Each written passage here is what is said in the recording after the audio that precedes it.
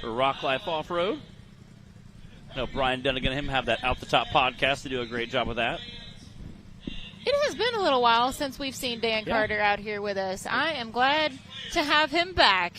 I called him on the way here, and I was like, are you going to be at the race? And he said, maybe, and he giggled. And I could hear, like, wind in the background. He's like, I might be driving all the way there. I said, good. Again, they're kind of doing that same radius. They, basically set, like, I think an 8-hour radius. Anything within 8 hours they're going to make. Anything I was not going to be able to do. He said him and his...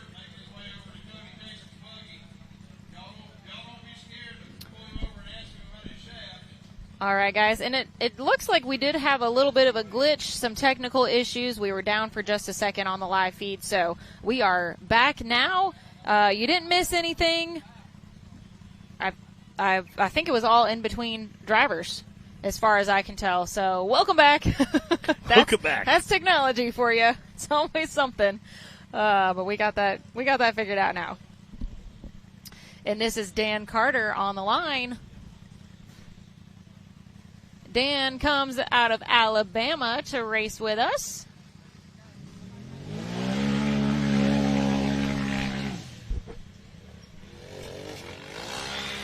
Again, we've seen Dan race, I think, every class of side-by-side we've ever had. I've seen him bring literally 3 different buggies to race 3 different classes in his semi before. So, well, and this that he races in stock class, this is kind of like the OG full body that he's been racing. It's a 2016 Turbo XP built by Rock Life Off-Road. And fun fact, this full body has competed in more NRRA events than any other. Wow. Yeah, I bet it's a ton. Again, I was talking to Dan. I said, "How did you get hooked up with the Rock Life Off-Road crew?" And he goes, "Well, my doors kept flying open. We all remember those days when doors kept. Dan had a set of doors that were like wings, and they kept flying open. They are prone to doing that. And Brian had a set of race doors, and they were used. They're kind of laying off the side. And he said, "Hey, how much for those race doors?" And he's like, "I don't know." And he kind of worked out a deal. And he said, and Brian goes something about leaving the stickers on. 56.288 for Dan Carter through the finish line. So then he said something about leaving the stickers on. He said, well, heck, I'll give them to you if you want to leave the stickers on. And he's like, all right. So put the stickers on. And thus started a very long and illustrious relationship with Dan, Rock Life Off-Road. Now, like I said, they have the podcast out the top where they talk about some rock bouncing stuff and the National Rock Racing Association. Kind of review some of the races and drivers. You're going to see some more in-depth feel to learn about. Yeah, you guys can check them out at Out the Top Podcast. And you can also follow Dan Carter Racing on all the social platforms and dancarterracing.com if you want to know more about his race program. I believe we've got just 2 drivers left for Course 1 here with the stock class, and this is Kobe Parks, who's about to take off that line. Yeah, I love seeing all of our new drivers with us. Great to see some new blood getting out here and guys coming out and changing out.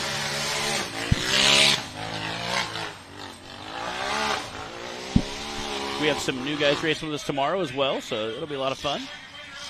I think we had a count of like 100 drivers this weekend scheduled for counting all the classes, which is crazy. A jam-packed weekend of racing, which is just how we like it. Yes. We appreciate the flow going smooth and everybody keeping up with it. I don't think this is Kobe Parks' first rodeo either. It is his first race with the NRRA. But he is cruising around this course right now.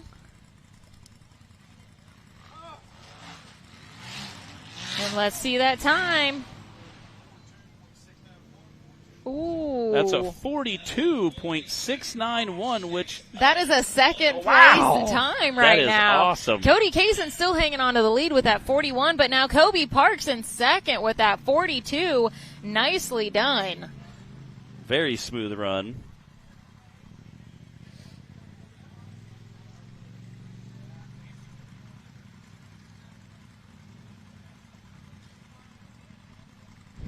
And this should be Caden Phillips backing into the race line starting gate now, and he is going to wrap up Course 1 for us. Again, shout out to Justin and all of our course workers out there helping get recovery crew. And we got some sweet new shirts and some vests for our recovery crew experts out there helping get everybody flip back over. Yeah, if you see orange and yellow out there, those guys huge thank you to Yeah. them because they don't have to run out on the hill, Yeah. but boy, do we appreciate all of our drivers and staff and volunteers that are willing to grab one of those yellow vests. And our last race was like a sea of orange and yellow since we had so many We needed it. catastrophes. You know, they were like it was almost watching one at a time, kind of like the good old days of hill killing. We literally just watched everybody one at a time. Everybody would come out, got them flipped back over. Yep. So, very, very cool to see. That was a rough one for sure. I think that things are going to go smoother for us this weekend, even with all of our classes tomorrow. Yeah. Caden Phillips making his way around the course real nice and smooth right now. Another first-timer to the NRRA.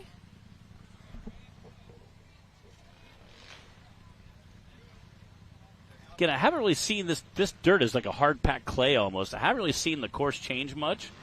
And other than some rock ledges, I don't think we'll see it change much tomorrow either.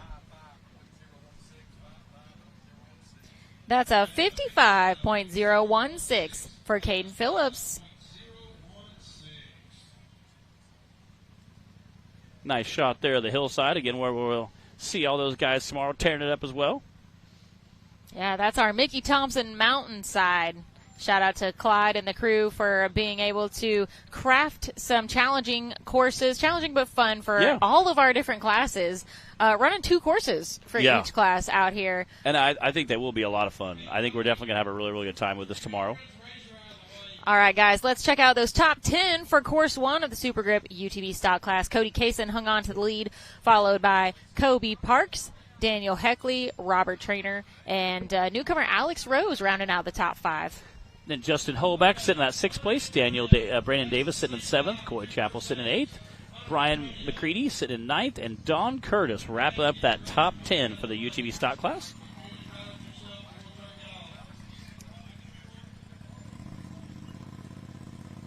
All right. We're going to take a quick commercial break. And we'll be back right after these messages. Give you that second. We'll start off the run of the UTV Cup class.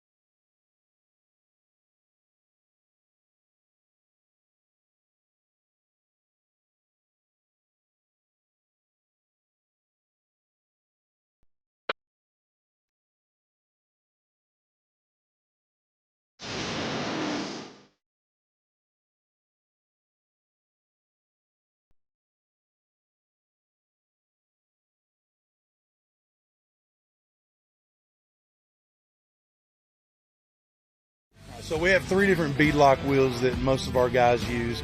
We have the teardrop, we have the twisted, and then we have the twisted black. So we have a machine version of the twisted, and then we have the black. We have these in 14 and 15 inch, all 4 lug.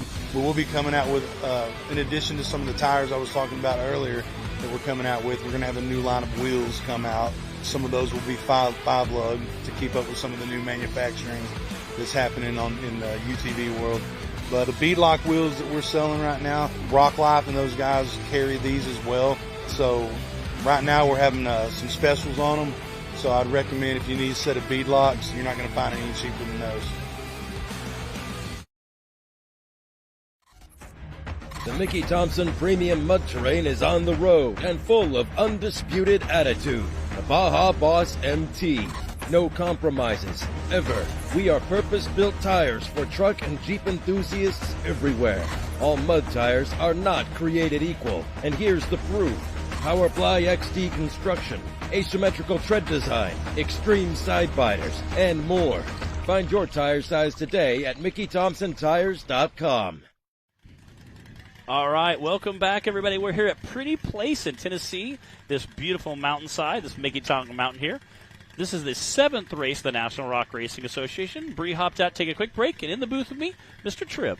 How you doing, man? What's up, buddy? Glad to be back. I missed the West Virginia race. Had a lot of stuff going on with my businesses back home, and glad to be back. Been working with Clyde in the behind the scenes back home, so this is a beautiful. It is really a pretty place. Yeah. The view when you come in here, and it's been an awesome day of racing so far. Yeah, it's. I know you do a lot of behind the scenes, running around, see you shaking hands, making videos. Oh yeah, we've got a lot of stuff. Doing interviews for the old interwebs, you know. What's your thoughts on this hill here for this Cup class? Last year we were in the production trailer getting ready to have a driver's meeting, and the skies opened up and dumped like 3 or 4 inches of rain. So it was a completely different scenario last year. I mean, it was a muddy swamp down here and a nightmare. This year, same course, just without the rain, so it's a little bit easier. And I say easier, we've already seen 2 or 3 buggies roll or flip, break stuff. So I say easier than normal because we do such extreme stuff in this series. So I think you're going to see some quicker times we saw last year, but you're still going to see plenty of breakage. Again, like I said, we've already seen a few guys break up this morning. Okay. We're here on the radio. They put their late entries at the end.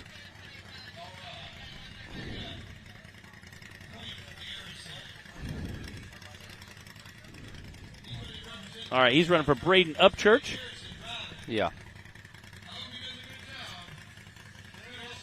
All right, Clint Garrison. Clint G. He started out doing side-by-side stuff, then went to bouncer, hopping back in side-by-side. He knows how to race. He's got a lot of seat time. Oh, yeah. He's racing for Mr. Braden Upchurch. Again, you can see this is a really, really rough area, and I think you're going to see it change a little bit, but not much. This rock ledge, I don't think you're going to see it really evolve at all. You know, most guys are going to come up to it, get a little bit of a bounce, and kind of rip through it.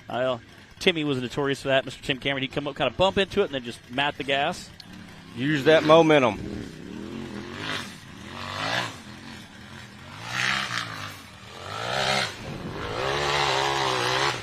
And as we're watching these guys, I know you've done a ton of trail riding. What are your thoughts on the course? I think it's going to be save your tires and try to that front suspension is going to take a beating. You know, we've seen that already. Yeah. So if you can keep the air in all 4 tires, there's going to be a plus too. Yeah, definitely.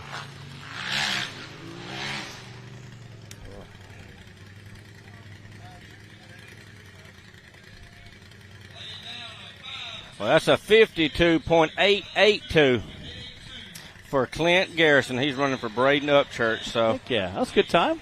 And again, this is our UTV Cup Series, the RCV sponsored Axle Cup UTV Cup Series. They do. This is a little bit harder course. These guys have essentially an unlimited side-by-side, any tire, any motor. They can get out there and really get with it. Obviously, there's some safety restrictions they have to follow, but definitely a good time.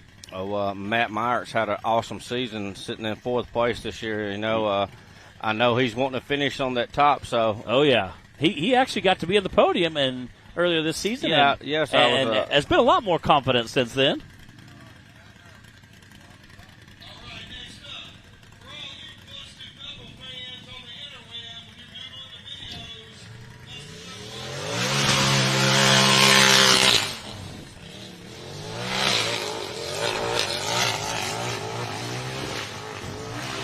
That ledge is no joke, It though, isn't. you know. And again, these guys run obviously bouncers might be going up a little easy, but bouncers have a lot bigger tire, a lot bigger shock. Side by sides have a little bit of trouble there. And knowing in the back of your head with all this dust, you can't hardly back up because Yeah. it's going to, you know what I mean? You won't be able to see once you start back. So, Visibility will definitely be a problem, so you definitely want to one-shot it. yes. It sounds like it's got a little crackling Yeah. for Matt. I'm not sure what's going on there. It's not running right. Yeah, I know that, again, a lot of these UTVs have a bunch of sensors on there. If you have a bad ground wire, the sensor gets loose for whatever reason. It doesn't allow it to run properly, and it's so frustrating. Yeah, to come so far and put on the work and all of a sudden get out here and Yeah. have a gremlin show up. Yeah.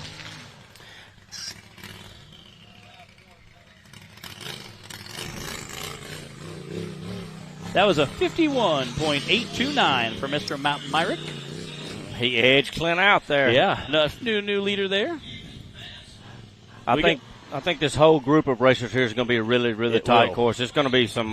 It's going to be some more 51s and 52s. Yeah, I think they're going to have a handful of guys going to try to get out and lay it down. Oh, wow. This is Riley Pete and the yard pimp. I'd seen him having. Everybody was laughing earlier. It was like it was Old Faithful. I think he was having some radiator issues. It was squirting up, and looks like they've got him fixed here.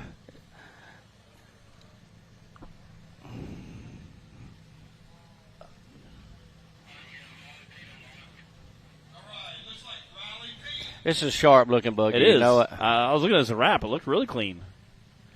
I love when guys do a kind of a really fun-looking, cool wrap, or whether it be a cool design or some cartoons. It's very, very fun. When you see it, you know who it is. Yeah. And it's a clean-looking machine. I like that neon green in there. Looks really sharp. He's a wild guy too, man.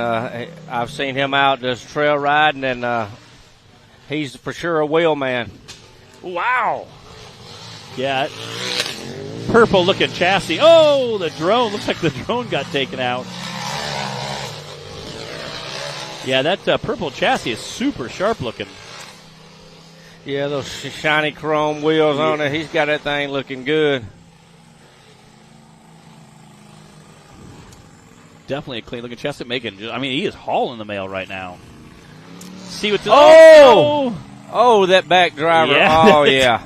That's definitely not good. But that hub has left the chat. Yeah. I don't think he's done yet, though. The tire just left. Man.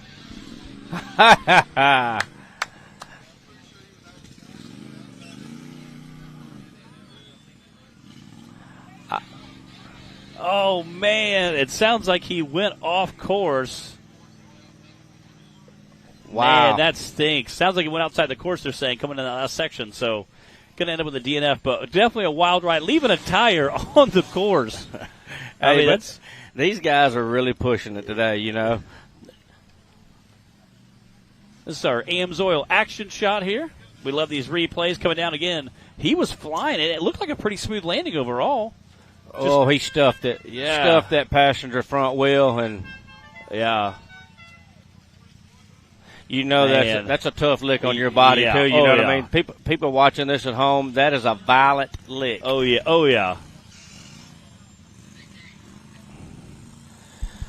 Here's Nathan King in the 01 General Lee wrap scheme. Yeah. I've been seeing his dad and his sister out walking the course. It's good to see them both back. I think they took a couple of races off, but it's good to see both the Kings back. Very cool. I think they put like an 8-hour radius and said anything within 8 hours we're going to do. Anything outside of that we're going to skip this year. Try to focus on the local area. Yeah, I can understand that. We have a few people. Clay. We had a few people do that. Dan Carter also did that. He said, "Hey, anything within this bubble I'm doing. Anything outside I'm not." So very, very cool to see. And you can hear he got that iconic Dixie horn fix. Very cool to see. Yeah, I saw him pre-running, and he looks like he should be able to lay down a really fast time. Yeah, he's definitely a pretty hard charger kind of guy. Oh, and he turned it. Can he get it back on the wheels? Dang it. Just a little too hot and steamy coming through that corner, and was trying to push for it, get that fast time. Sometimes you think it's just going to slide right there, and then sometimes it just hooks that one rock that throws you off, you know what I mean? And I think you're 100% correct there. I think he had that kind of coming out. It was just barely sliding a little bit, and it just caught right at the last moment. High Clyde and them got those rocks to, not only slow them down, but, have a runway down through there that that you have to stop for that rock. If not, it's going to take that passenger wheel out. Yeah, I just think so. I think you were 100% correct there. I think that's a spot-on assessment. I think he was coming in, back end was sliding fine, and it must have just caught and tipped over, unfortunately. And it's going to get him a DNF. Man, that stinks. All right, we got that Amsoil accent shot coming in, and you can see him kind of coming around that corner. Just barely caught the edge of that, and man. And again, we were hoping it was going to roll over back on all fours, but unfortunately not there. I enjoy watching this guy and miss his dad around. Me and his dad grew up in the sport long time ago, and it's good to see him back in the driver's seat here. We got Martin Stewart, they said. I know he's down here racing this weekend. I'm not sure if he's racing for someone. But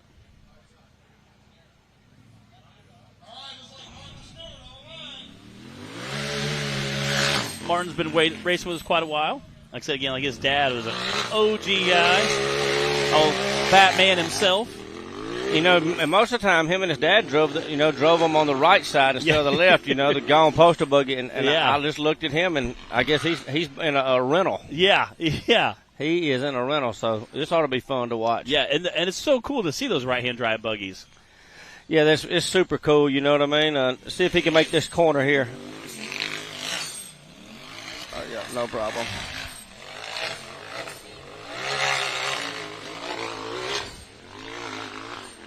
This course, it looks like it's building a little bit of powder, too, out there, you know what I mean? So that's going to be an issue, too. Initially, they were saying a possible chance of rain. A few drivers saying we wouldn't mind a little bit of it just to knock the dust down, I think everybody would enjoy it just a little bit. Have to get out, throw a water truck out.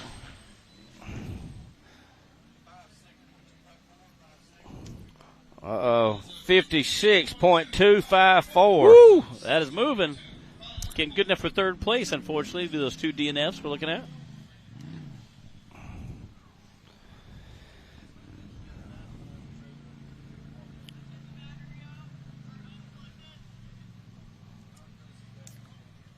Again, shout out everybody for tuning in on the live feed. We appreciate everybody tuning in on YouTube as well. That's right. You should give a shout out. Share it. Yeah, we appreciate it. And then Power Sports TV, we're going to make sure shout out to all of our tuners watching in there. This is our 7th race of the National Rock Racing Association. We have 2 more, the 8th and the 9th, of the last regular season races. Then with the finals coming up, we have 4 courses. That's twice as much as a regular race. So it's always interesting going into that because with 4 courses, that's 200 points. Anything can get shaken up by going into finals. So you definitely wouldn't want to have a major failure on hill 1, because then, Yeah, that makes for a long weekend. Watch all your friends score points while you're sitting in the trailer, And, and most time it's so tight. Who do we have here? Yeah, we've seen guys 5, 3, 7 points going into finals with 200 points available. It's literally anybody's. It's a different looking buggy. It's a big old buggy. Yeah, very clean looking buggy. Yeah.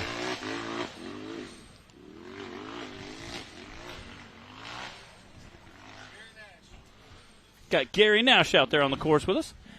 I think he's also new to racing with us. We have a handful of new drivers with us. It's always good to see the new folks coming in.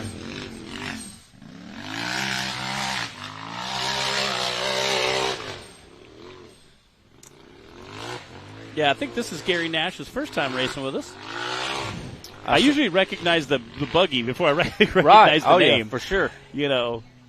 That's usually how I keep track of someone. Like, what's your name? I don't know, but he's got a Jeep on 35s, his Portal, Yeah, that guy. You can wrangle everything about his name and what his thing is, but not remember his name. But definitely a clean-looking rig.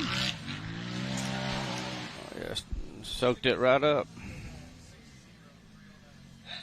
That's a 60.309 for Mr. Gary Nash.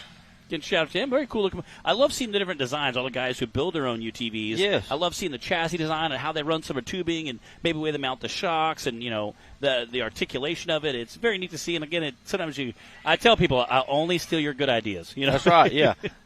You do it, and do it, and then I'll see if I like it. It's true. It's a lot cheaper that way, right? Way cheaper. Let me go in and see if I feel it. If it just feels good. Yeah. No, it's cool. And again, we have a lot of great guys that there's no really secrets out here. We kind of show what we got. I've been racing for this guy from a long time. Dustin Mellon and his family, they're great people. So, looks like something in the front end's already broke. Yeah, it looks like his front driver's side maybe isn't pulling.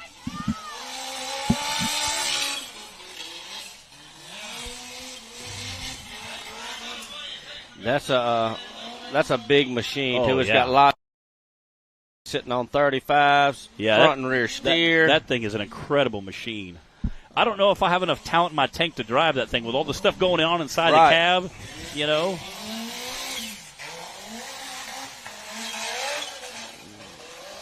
it is definitely a machine to be driven. I mean, that thing, and it sounds so incredible. That turbo spooling off there, Yeah, I think they've turned it down from what it started at the beginning of the season. They had it kind of turned on up, but I think they turned it down a little bit more to drive it a little better. But I know they said well, we have a 400 tune and a 600 tune, depending on how we feel. I'm like, that's right. That's impressive.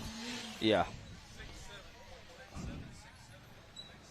That's a 67.187. 67.187. Heck yeah, Dustin doing a good job for us. And he drew number 13, it looks like. And when you draw that number 13, Clyde started doing this a few years ago. That's his favorite number. And I love it. I love that 13 thing. That's right. He said, let's do this. If you draw 13, you can choose to go first on both courses, last on both courses, or wherever you would fall at normally with the 13th number drawn. Sure. And it's been a lot of fun because it's a little kind of zinger, If you're that guy that wants to see a few, or you think the course is going to get better, or say, hey, I'm just going to let everybody go, and then I'm going to wait to the end and see how it works out. Oh, totally. And there are courses that, by the end of it, it's a highway. That could really be a big payout. Now, with muddy courses, as it goes on, it could get more rutted out. The ruts become deeper. We've seen courses where the last 3 or 4 guys didn't even try it because they're like, there's the holes are deeper than my side-by-side or my bouncer, So it's kind of definitely a risk, but very cool to watch. So Dustin chose to go, just looks like in his spot. Got Kyle Risley down there in that race line starting gate. Oh, Kyle Risley. Next. Looks like he's in danger zone.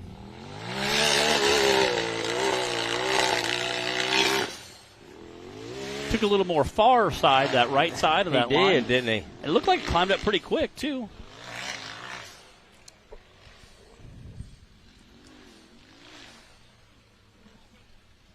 They're hauling. He is flying through there.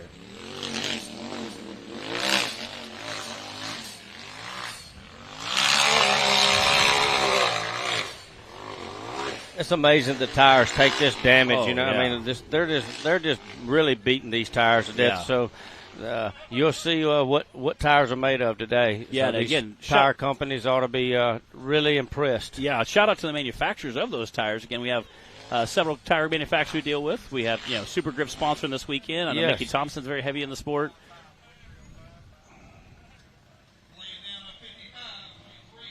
That's a 55.305 for Kyle Risley.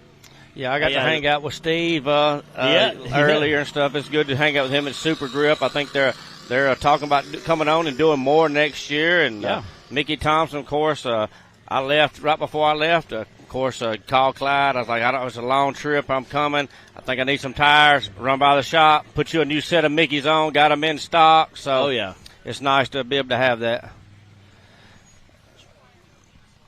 All right. Well, thank you so much for joining me in the booth, Trip. I appreciate it. Again, you guys will see Trip on the internet. He's always running around behind the scenes, taking videos, doing cool stuff. So appreciate you hopping up on the booth. You too, buddy. Well, I'll see y'all later on this afternoon. Heck yeah. He'll be coming back up on the booth later on this afternoon. So appreciate him and all he does for our series. Coming back in, Miss Bree Molitor. Again, I know she hopefully got some snacky snacks while she was out there. Oh, I think I got a sunburn is what I got, Matt. It is toasty out here today. Looked a little warm over there when you're in the sun.